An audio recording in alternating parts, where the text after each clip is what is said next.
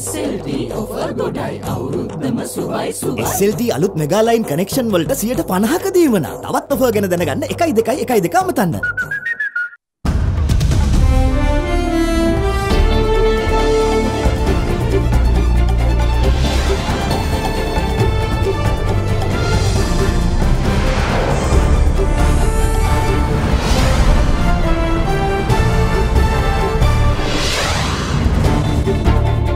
Tonight, we are one, a quintessential message for an opportune time. We Buddhists are very tolerant people. We live with Tamils and Muslims for centuries. More expulsions. 2 relatives of Markandure Madush among the latest deportees from Dubai. Pre-dawn tragedy. A van collides with a bus, claiming the lives of 10 people. Mattala to the rescue. Bad weather forces flights away from Katunayaka. All that and much more coming up on First at 9 this Wednesday, the 17th of April 2019. From AdaDerana, this is AdaDerana First at 9.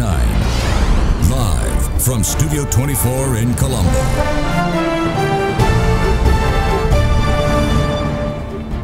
Good evening and welcome to First at 9. I'm Dhammika Kanayaka. Let's start with your local stories. Now, a collision between a bus and a van in Mahianganere claimed the lives of 10 people today. The incident happened during the early hours this morning, with 3 children also being among the dead. Police believe that the driver of the van was at fault as the vehicle had veered onto oncoming traffic. A van collided with a private bus near the Mahianganere National College along the Badulla Mahianganere road, claiming the lives of 10 persons early this morning. Reportedly, 3 children were among the dead, with all the deceased being those who travelled in the van. The van had veered off to the other side of the road onto oncoming traffic, colliding head-on with a bus plying from Diathalawa to Trincomalee. The remains of the deceased are currently placed at the Mahianganere Base Hospital.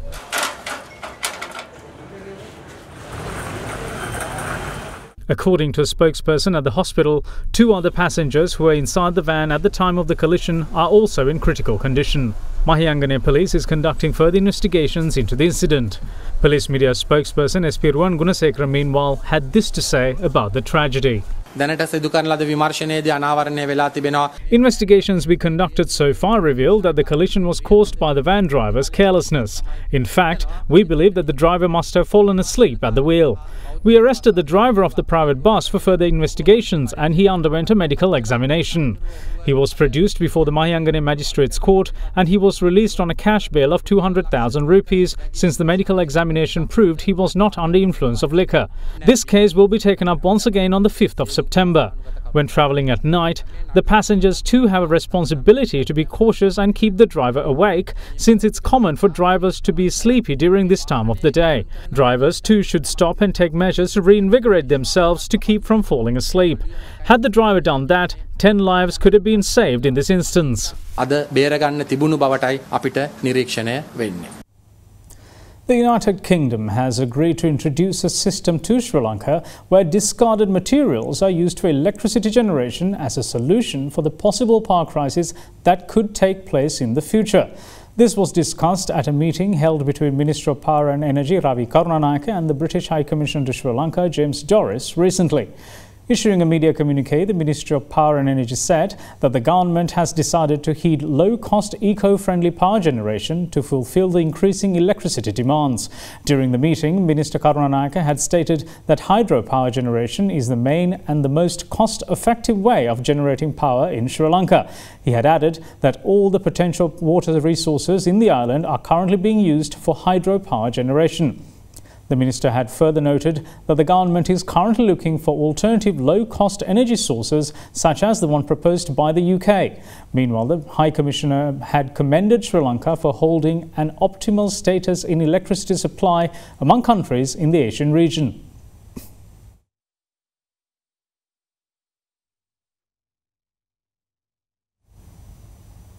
Now, 3 Sri Lankan Airlines flights and 1 Qatar Airways flight arriving at the Katunayaka Bandaranaike International Airport were diverted to Mattala International Airport due to adverse weather conditions today.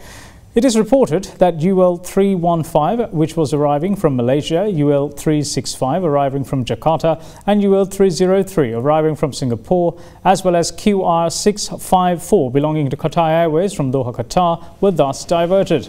Adverse weather conditions are reported to have caused temporary closure of the runway at the Bandaranaike International Airport. In the meantime, entry and exit roads of the Bandaranaike International Airport were inundated due to heavy rains.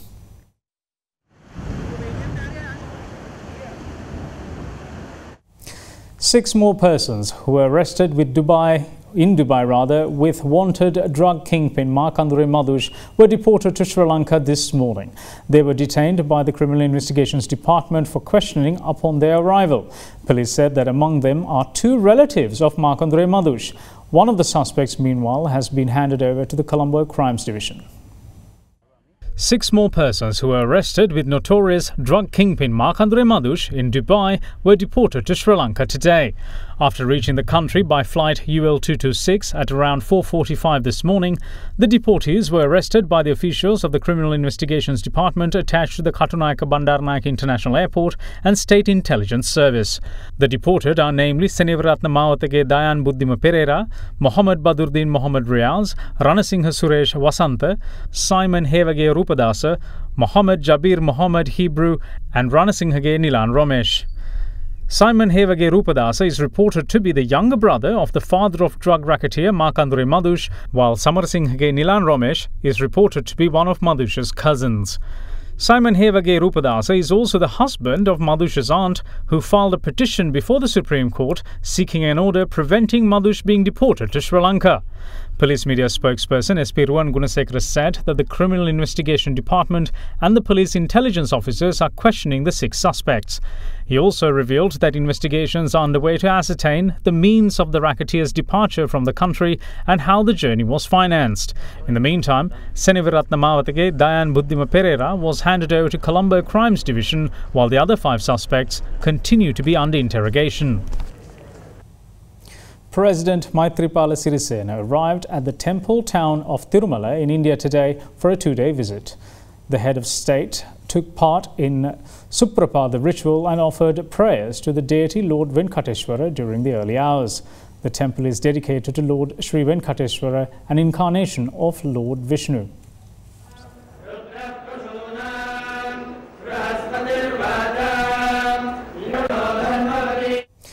Now, as we all know, the island is still immersed in the spirit of Sinhala and Tamil New Year, with one of the most important traditions observed today. The ritual of anointing herbal oil was performed across the country, with elephants, one of the most adored animals, also being incorporated in the practice. The national ceremony to mark the ritual was worked off at the Boombuala Sri Subodhi Temple in Kalutara.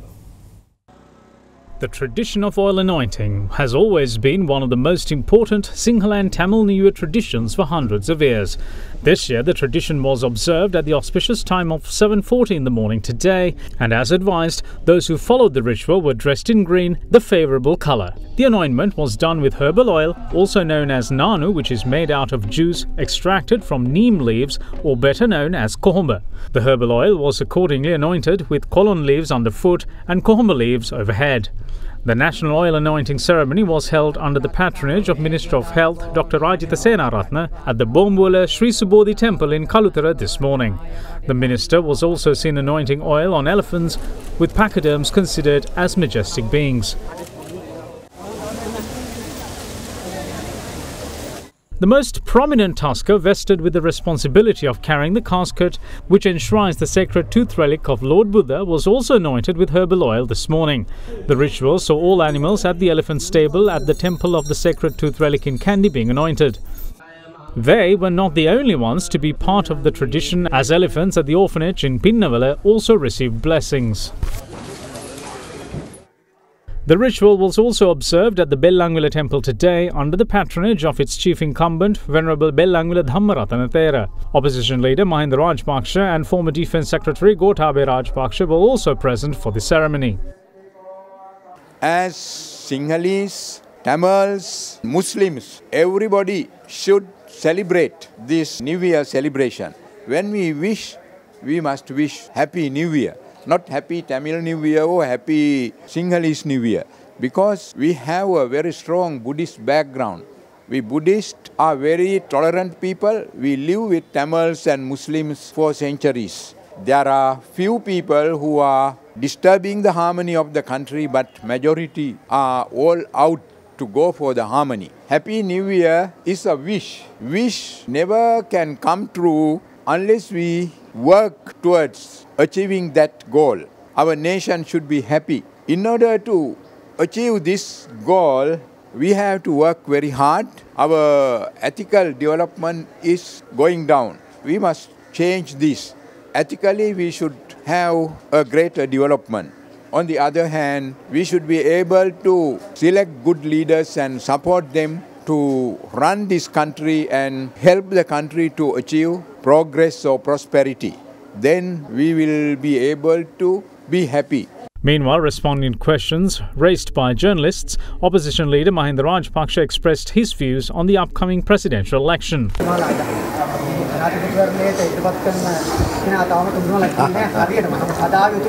නෑ එහෙම කියලා නෑනේ. අපිට ඉන්දුවක් ගන්නේ සියලු පක්ෂ එකතු වෙලා ජයග්‍රහණය ස්ථීරවම ජයග්‍රහණය කරන්න පුළුවන් පුද්ගලයා තමයි අපි ඉදිරිපත් කරන්නේ. එතකොට අපි දැක්ක ගෝඨාභය රාජපක්ෂ අද California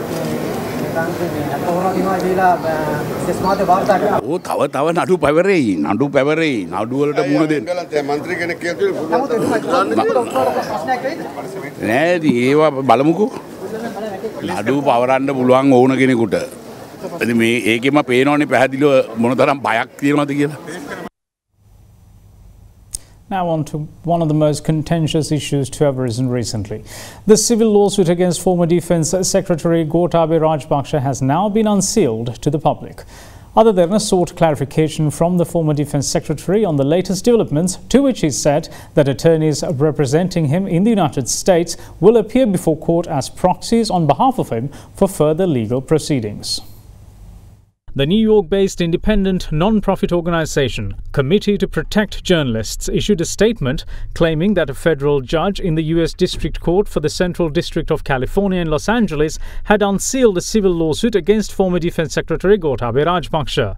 It's been filed seeking damages for Rajapaksa's alleged involvement in 2009 assassination of the veteran journalist Lasantha Wickrematunge in Colombo.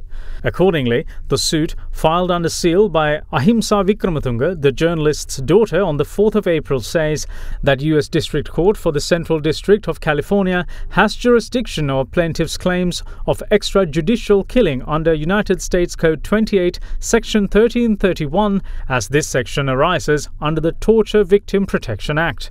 The lawsuit also mentions that the court has jurisdiction over plaintiff's claims for extrajudicial killing and crimes against humanity as torts in violation of the law of nations under the Alien Tort Statute, United States Code 28, Section 1350. Meanwhile, members of both government and opposition expressed views on the much-talked-about civil lawsuit as well as the upcoming presidential election. The opposition has no one to nominate as the presidential candidate. They said it will be former Defence Secretary Gotabaya Rajapaksa, but now there is a lawsuit against him in the United States given his dual citizenship. They are now trying to nominate former First Lady Shiranthi Rajapaksa as the presidential candidate. The government is attempting its best to stop former Defence Secretary contesting in the upcoming presidential election. They are afraid that they will lose the election because of him.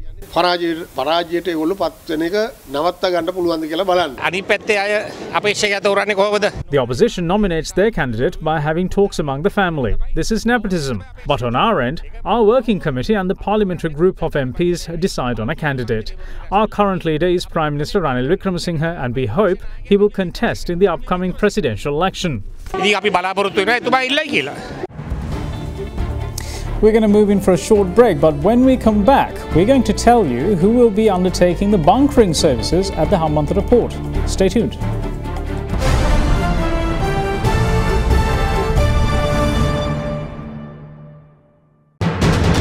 You are watching Sri Lanka's #1 news channel. This is AdaDerana 24.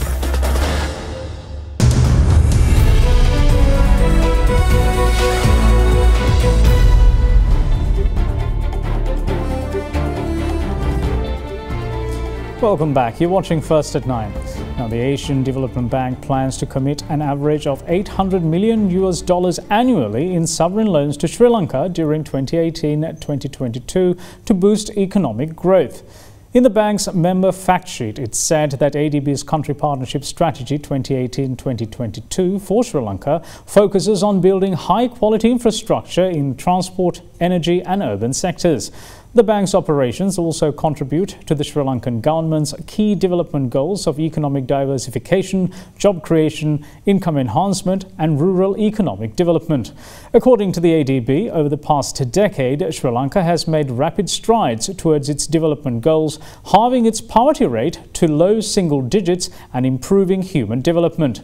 It also observes that while the country now stands close to reaching upper middle income status, it needs to foster more inclusive and sustainable momentum for economic growth.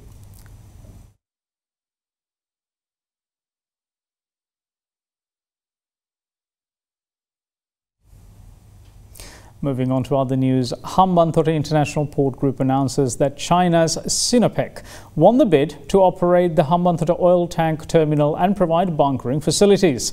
Its Chief Executive Officer, Ray Wren, in a letter to the international trade magazine Bunker Spot, reveals plans to expand the port's capacity to surpass 1 million tonnes per annum in the space of 5 years.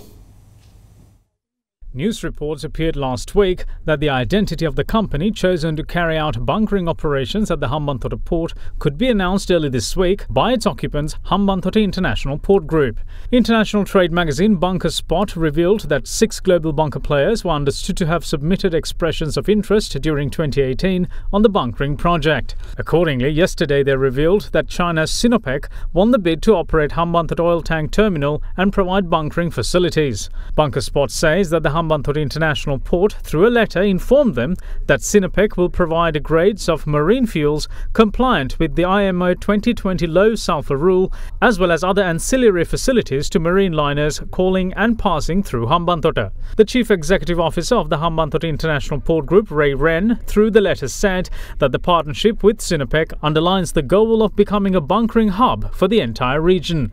Plans are already in the pipeline to expand tank capacity in the near future as well. The news report quotes Deputy General Manager and Chief Accountant of Sinopec Fuel Oil Sales, Hans Schwelling, as saying that the company looks forward to a long-term partnership with the Hambantota International Port as they consider it a strategic hub in South Asia.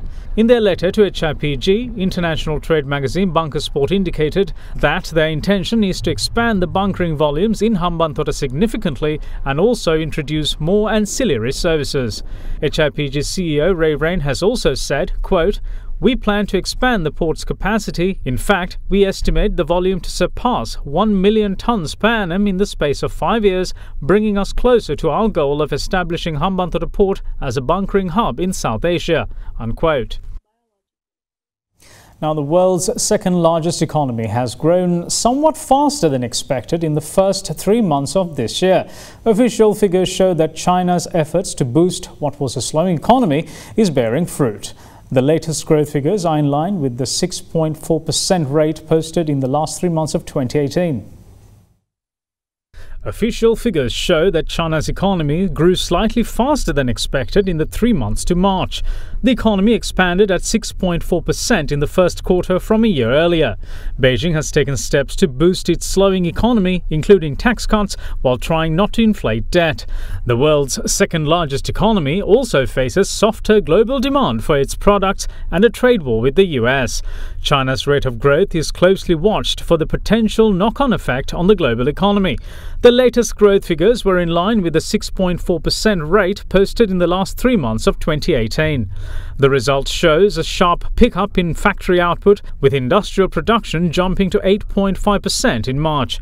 China's non-financial outbound direct investment in 143 countries and regions amounted to $25.21 billion in the first quarter.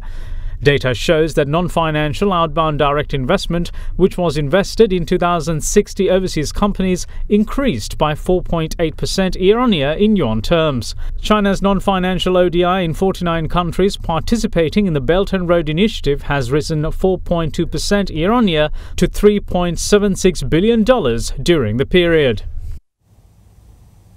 And now to give you a market update, the ASPI closed in green at 5,603.35 as a result of price gains in counters such as LOLC Holdings, Ceylon Coal Stores and Sri Lanka, with the turnover crossing 188 million rupees.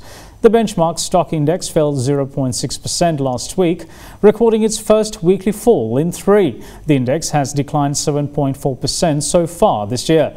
Meanwhile, the S&P SL 20 closed in red. Crossings were witnessed in East West Properties and John Keel's Holdings. Foreigners remained active, closing as net buyers, mainly due to foreign purchasing in East West Properties and John Keel's Holdings. Foreign investors bought a net 46.4 million rupees worth of shares, but the market has seen a year-to-date net foreign outflow of 6 billion rupees worth of equities. Land and property sector was the top contributor to the market turnover, while the sector index gained 0.79%. Diversified sector was the second highest contributor to the market turnover, while the sector index decreased by 0.28%. DFCC Bank and Union Bank were also included among the top turnover contributors.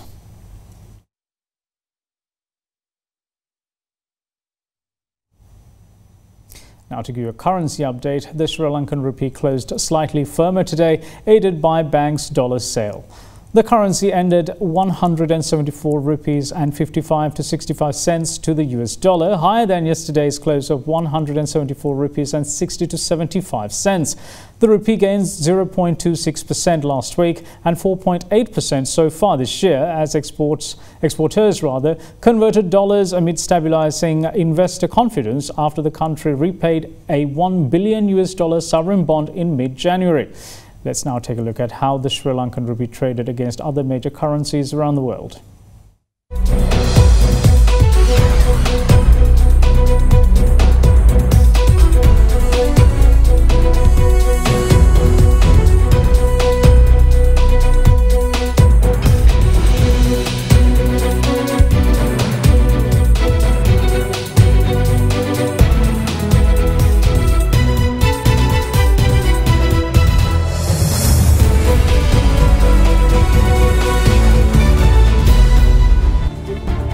We have the latest on the fire at Notre Dame Cathedral in Paris. Next, stay tuned.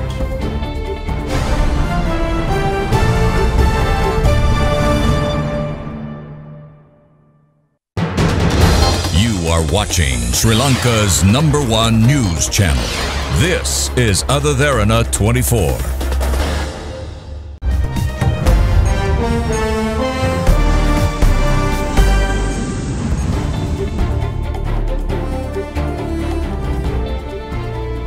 Welcome back. You're watching First at 9. It's time to take a look at what's happening around the world.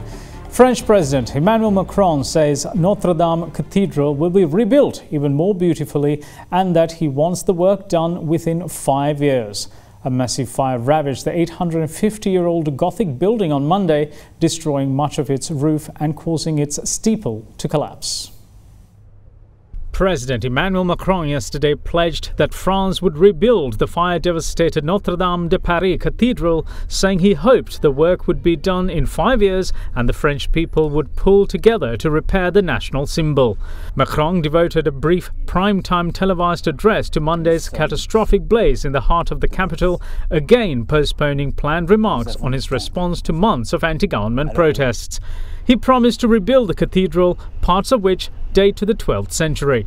The cathedral spire was destroyed and its roof gutted, but the bell towers were still standing and many valuable artworks were saved after more than 400 firemen worked to contain the blaze, finally quelling it 14 hours after it began. Officials say that the cathedral was minutes away from total destruction. Despite Macron's pledge, experts say its reconstruction could take decades. 50 people will investigate the cause of the fire. Paris public prosecutors said that there was no obvious indication of arson and that the blaze was being treated as an accident. A combined $902 million has already been pledged by a number of companies and business tycoons to help rebuild the UNESCO World Heritage Site. Indonesia's president looks to be on course for re-election, according to unofficial results released within hours of polls closing. Joko Widodo has a lead of more than 10% over his rival, the ex-general Prabowo Subianto, in some early results. Indonesia's election is the world's biggest single-day election. Indonesian President Joko Widodo voted in presidential and parliamentary elections in Jakarta today, hoping to be re-elected for a second term. Widodo, a former furniture salesman who launched his political career as a small city mayor, is standing for re-election in a contest with an ex-general, Prabowo Subianto, whom he narrowly defeated in 2014. Most opinion polls give Widodo a double-digit lead, but the opposition says the race is much closer, and Prabowo said before voting in Bogor that he was optimistic about winning with a big margin. The winning presidential candidate is expected to be apparent later on today. The General Election Commission is expected to announce an official result in May. More than 192 million people were eligible to cast their ballot to select 20,000 local and national lawmakers, including the president. Moving on with other stories, troubled Indian airline Jet Airways has temporarily suspended all its domestic and international flights after failing to find fresh funding. The airline said its last flight would operate today as it was not able to pay for fuel and other critical services. Jet Airways said that it had no choice but to suspend the flights, but hopes to start flying again. It has $1.2 billion of debt and has been in talks with lenders for weeks. With 123 planes, Jet Airways is India's biggest private airline, but reports say that just 5 planes have been in use.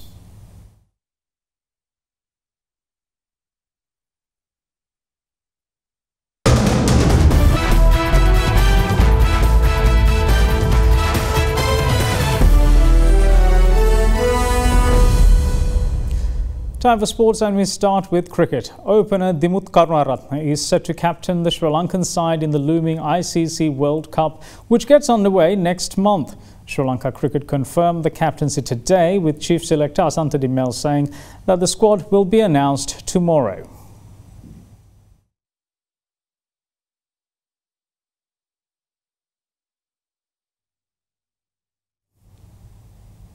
Now moving on to tennis, world number 1 Novak Djokovic was made to work for a place in the last 16 of the Monte Carlo Masters yesterday as the match went the distance. Djokovic, however, overcame his German counterpart, but there was no such turnaround for Marin Cilic. Novak Djokovic survived a scare against Philipp Kohlschreiber in the Monte Carlo Masters yesterday to move into the last 16. The world number 1 looked to be in cruise control when he took the first set, but his German rival fought back to take the second set and set up a tense deciding set on the clay. The Serb rallied in the final set to take the match 6-3, 4-6, 6-4. Djokovic now moves on to face 21-year-old American Taylor Fritz.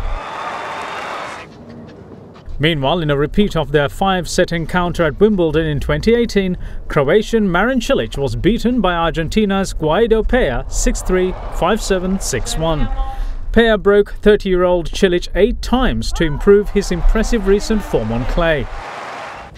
Monte Carlo also witnessed a strong performance from one of the sport's up-and-coming talents, Felix Auger-Aliassime. The 18-year-old Canadian swept aside Juan Ignacio Londero in straight sets, 7-5, 7-6, with a particularly strong showing in his first service game.